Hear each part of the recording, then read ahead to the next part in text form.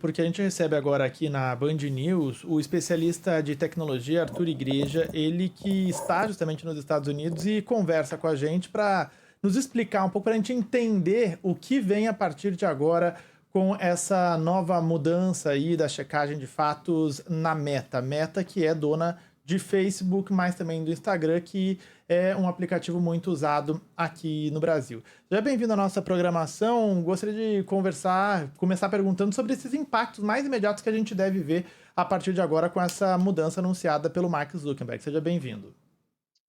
Olá, boa tarde, obrigado pelo convite. E além de Facebook e Instagram, temos que lembrar que tem ainda o WhatsApp e o Threads nessa conversa, né? Então são 4 plataformas muito importantes.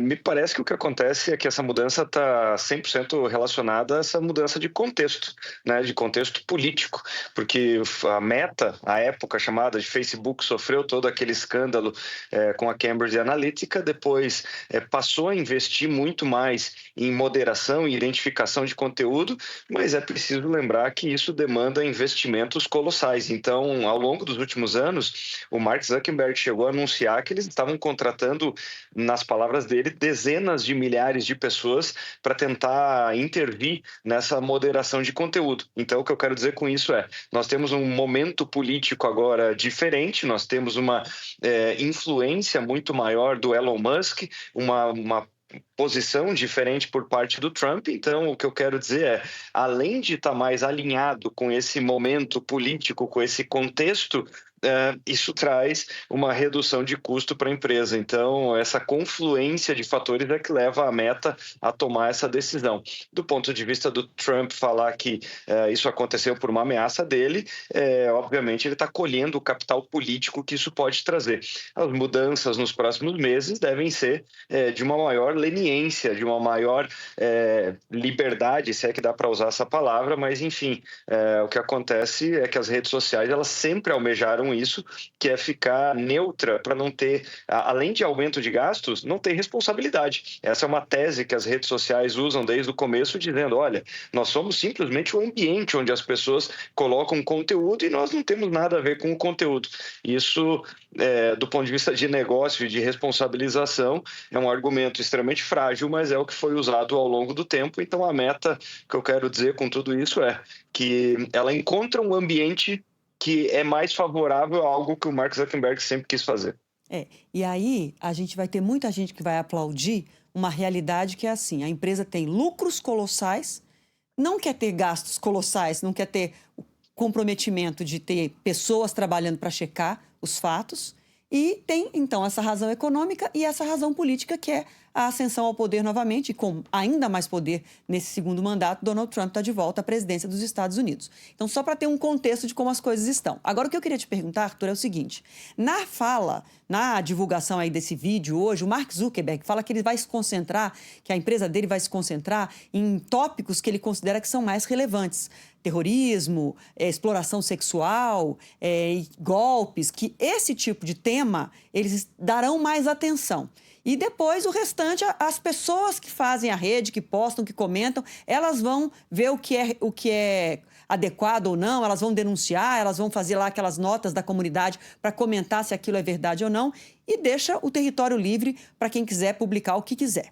Aí a minha questão é, além dos pontos que ele citou, que vai ter mais atenção, tem racismo, homofobia, toda a relação, toda a plataforma que fica livre para qualquer tipo de crime de ofensa a mulheres, a minorias. Então, assim, isso pode se tornar um território livre para que crimes desse tipo que eu estou citando agora sejam cometidos sem qualquer interferência. E a empresa pode dizer, não, mas eu não tenho nada a ver com isso. Eu lucro muito com essa plataforma aqui, mas quem está cometendo crime não é responsabilidade minha. Essa é a realidade que a gente pode ver em pouco tempo e pode brevemente isso passar a valer também no Brasil. Qual a sua opinião em relação a a extensão disso para outros países? Bom, o cenário aqui é o seguinte, avança essa tese de que as empresas de tecnologia elas se tornam autorreguladas. Por que eu estou falando isso? Porque no final das contas são elas que estão escolhendo qual pautas que devem ter uma intervenção maior ou menor. E aí fica muito nítido que a Meta escolhe determinadas pautas que são pautas de consenso. Então, são pautas onde, em todo o espectro político e social, existe uma convergência. E aí o que ela faz é que ela se afasta de pautas que, eventualmente, nós temos polarização. Então, em relação a essas pautas, mesmo que elas sejam extremamente graves, extremamente importantes, a plataforma se afasta e fala, bom, isso eu deixo, as pessoas vão escolher se isso é uma pauta relevante ou não, se esse conteúdo merece nota, por isso esse mecanismo extremamente frágil das notas da comunidade, né? Ou seja, isso não é diferente de comentários, não é muito diferente de compartilhamentos, de dar like ou dislike, deixarei na mão do povo que ele escolha, né, o que deve ter intervenção ou não, ou seja, do ponto de vista da empresa de tecnologia, ela fica na posição mais tranquila, mais neutra, mesmo não sendo neutra, porque a partir do momento que ela toma essa decisão, ela está justamente intervindo na forma como o algoritmo funciona, na forma como as pessoas vão receber ou não esse tipo de informação. E essa é uma tese muito forte aqui nos Estados Unidos, que é o seguinte, todo tipo de crime deveria ser tipificado pela justiça, ou seja, o entendimento, especialmente do Elon Musk, é o seguinte, por exemplo, se acontece um crime de calúnia, de difamação, de preconceito, a pessoa que foi atingida deve buscar a justiça, porque esse crime lá está tipificado. Ou seja, se esse crime acontece no meio da rua ou se acontece nas redes sociais, o que a pessoa tem que fazer é buscar os seus direitos, buscando a polícia, buscando a justiça, e não através dos meios digitais. Então, isso acaba blindando as redes sociais e, é claro, tem uma série de pautas que foram discutidas nos últimos tempos que agora ficam muito mais fragilizadas, ficam muito mais desprotegidas. Do ponto de vista, você levantou um ponto que me parece que é muito importante, que é o seguinte, mas então por que, afinal de contas, as pessoas batem palma para isso?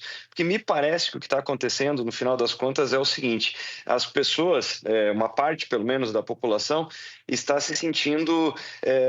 se você fizer uma pesquisa e perguntar, puxa, mas você não gosta de consumir fatos, de consumir a verdade? As pessoas provavelmente vão dizer que sim.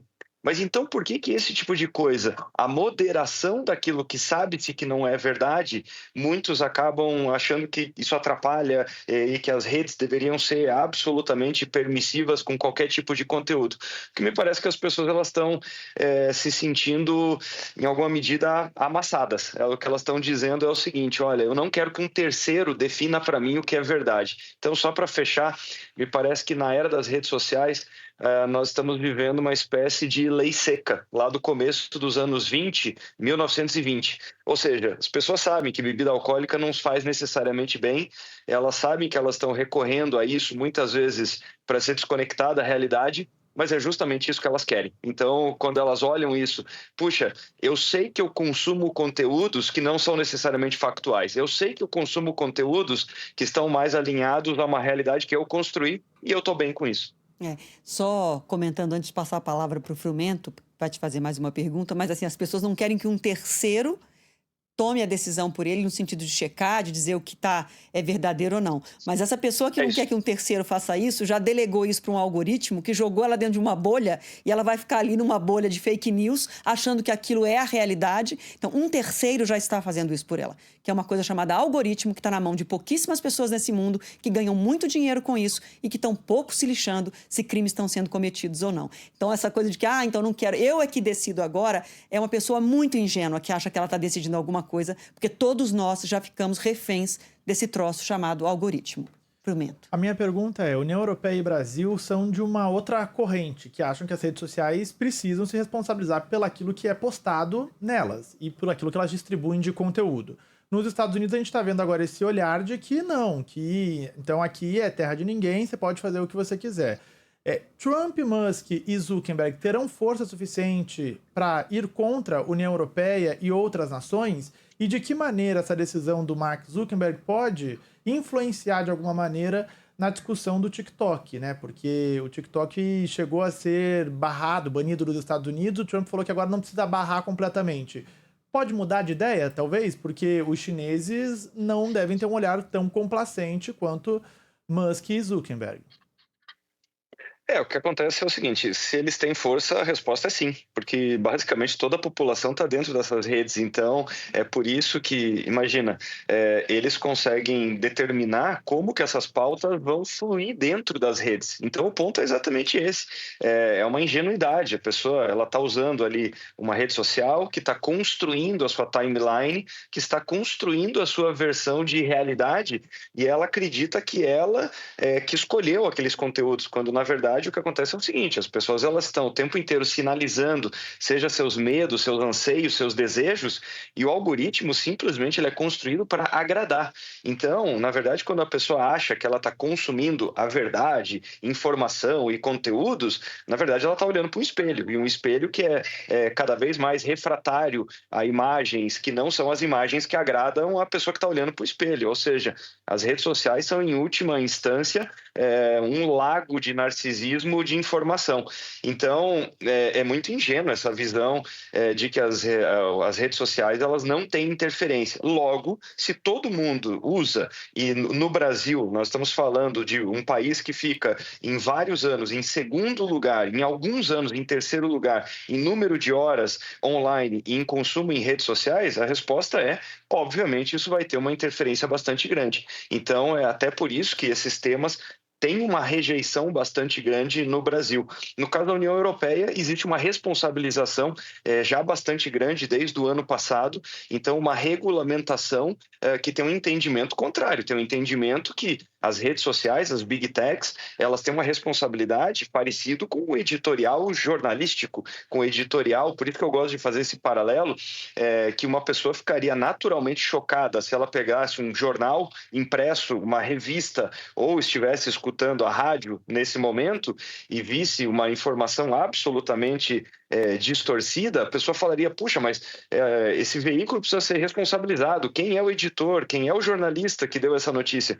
E cria um raciocínio completamente diferente para as redes sociais, sendo que as redes sociais se tornaram esse novo medium, se tornaram o novo canal de transmissão dos nossos tempos. Então, a União Europeia, ela entende que não, que as redes sociais, elas precisam sim ser responsabilizadas, porque elas são essa nova mídia, né? Nem tão nova assim, nós estamos falando aí já de mais de 2 décadas.